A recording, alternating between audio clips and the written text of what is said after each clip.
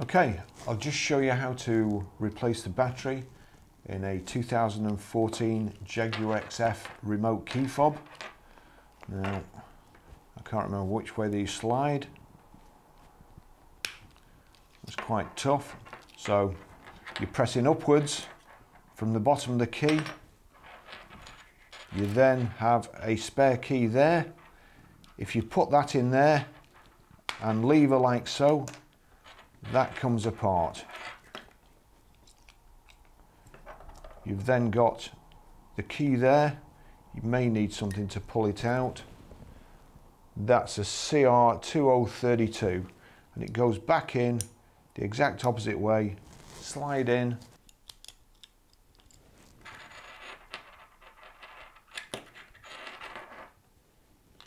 Then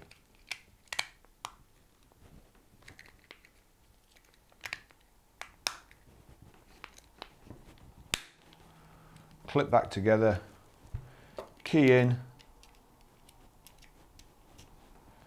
like so, and then just slide that up there so that the key goes over, and then oops, it's quite tough, this one, and then just slide back. That's how you do the Jaguar key.